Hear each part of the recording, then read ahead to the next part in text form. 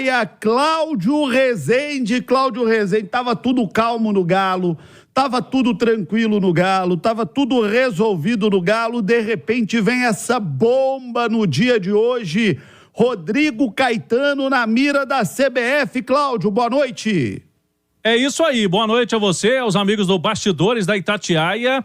Apreensão do Atlético por conta dessa notícia que a Itatiaia trouxe um pouco mais cedo na nossa apuração junto com o colega Marcel Riso, que é do site da Itatiaia e também tem muitas fontes na CBF, né, trazendo essa informação de que o Edinaldo Rodrigues, presidente da entidade, tem sim o nome do Rodrigo Caetano como preferido para ser o diretor de seleções. Serão 2 cargos, né, que a CBF vai ocupar em breve. Um é esse diretor de seleções e o outro um coordenador técnico, para ficar mais próximo ao Dorival Júnior. E no caso do Rodrigo Caetano é para ser esse executivo, né, o diretor de seleções. O Atlético, por enquanto, nós fizemos contato com a diretoria do Galo, não teve nenhum comunicado, não teve nenhuma sondagem até aqui. Rodrigo Caetano também está negando no momento, mas a gente sabe que se vier um convite da CBF, o cenário é bem diferente do que já tivemos aqui no Atlético nos últimos meses, né? O Rodrigo Caetano foi, sim, procurado pelo Grêmio, pelo Corinthians, e ele acabou recusando esses convites.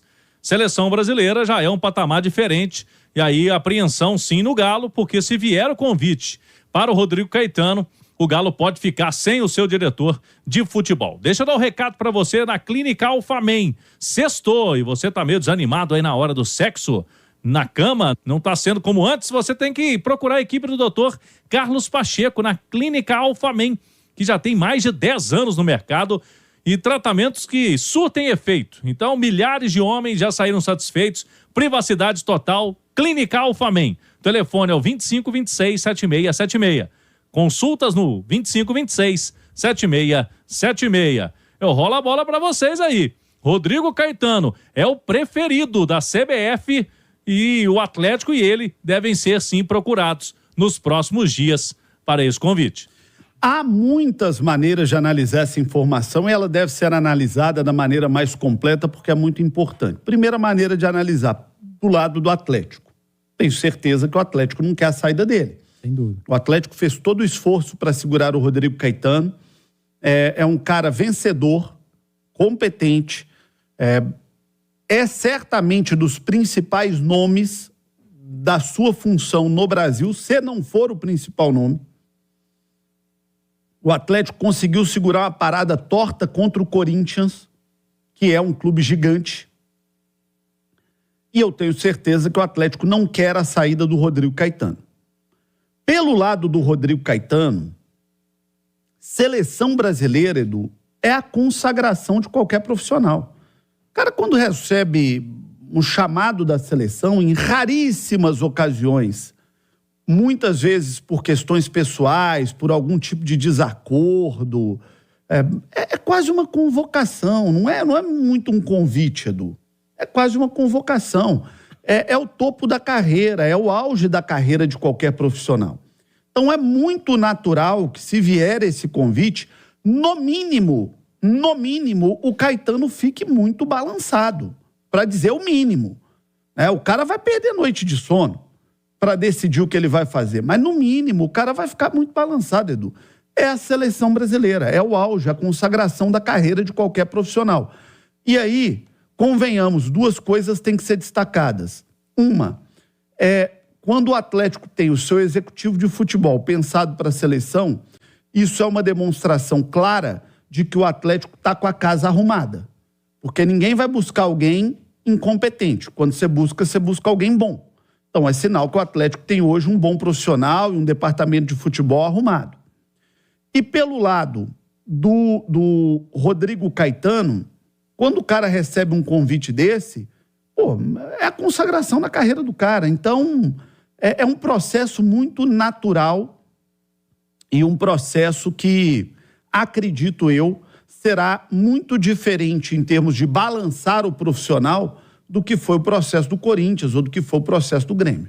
Mais cedo a gente conversava na turma do bate-bola, eu e Léo, João. Ainda que a CBF passe por um processo maluco, né? Ainda há muitas incertezas na CBF. Eu falei com o Léo, se eu sou o Rodrigo Caetano e receber esse convite, dificilmente eu recusaria. Eu acho que eu aceitaria.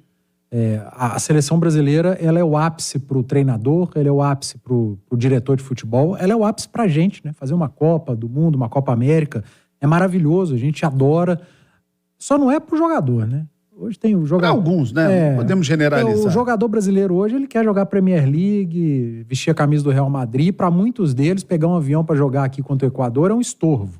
Eu acho que o grande problema da seleção hoje é o atleta, é o jogador, né? Isso eu concordo. Mas a gente tem que entender todos os lados. Você citou o lado do Rodrigo Caetano, né? Tem o lado da CBF, né? Que está escolhendo talvez o melhor profissional do mercado hoje aqui no futebol brasileiro, trabalhando aqui.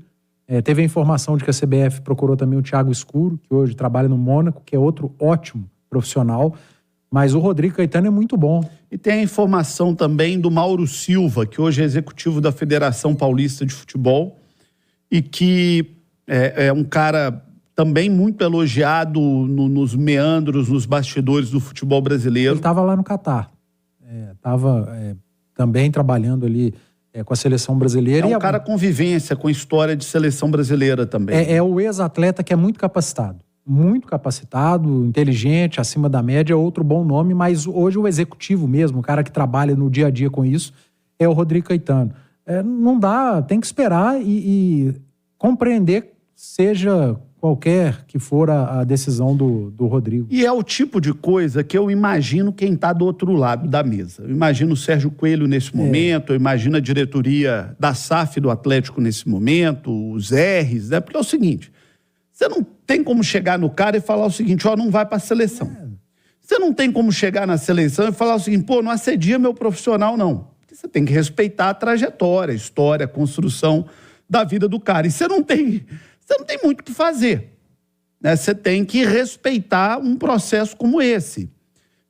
E o próprio clube também, Edu, tem ganhos com uma possível ida do Caetano para a seleção.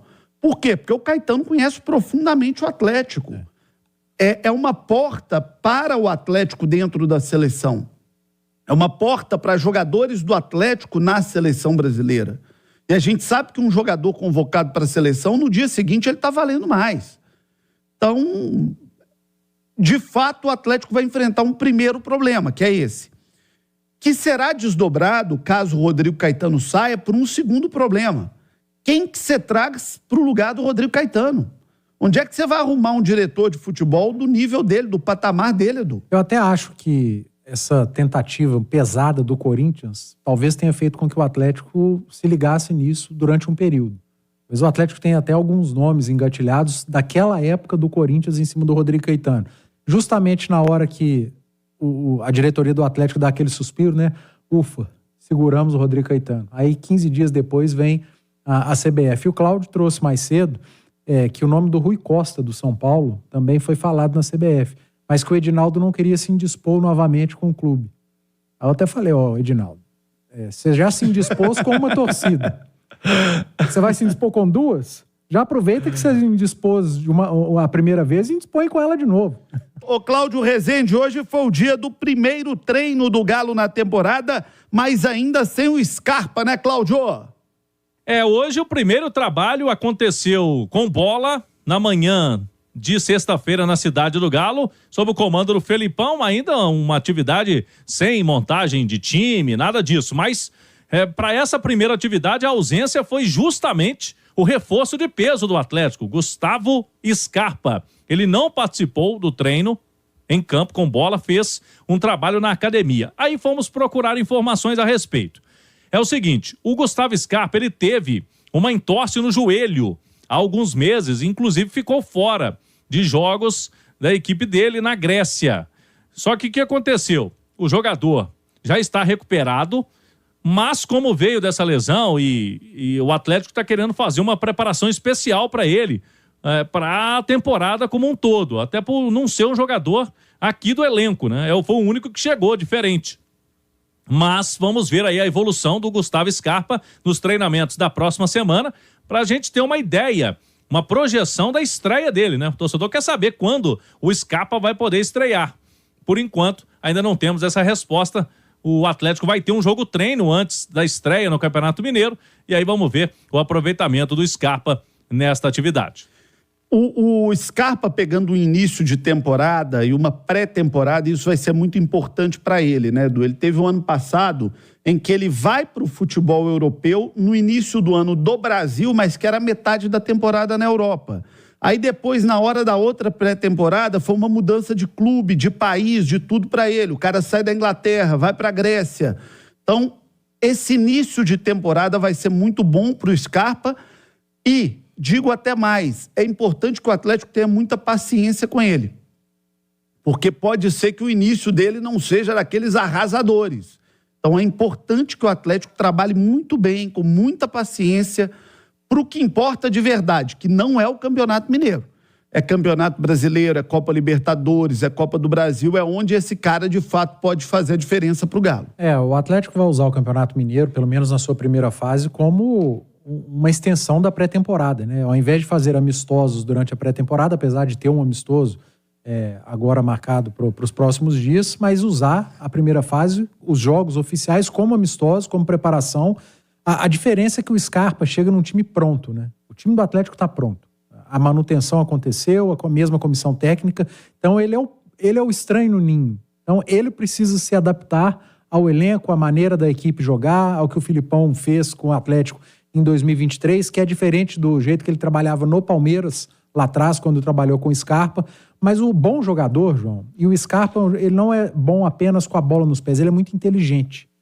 Ele é acima da média, não vou dizer no QI, mas na maneira de pensar o jogo, e isso facilita muito. Mágico. É bom no cubo mágico e que é difícil pra caramba.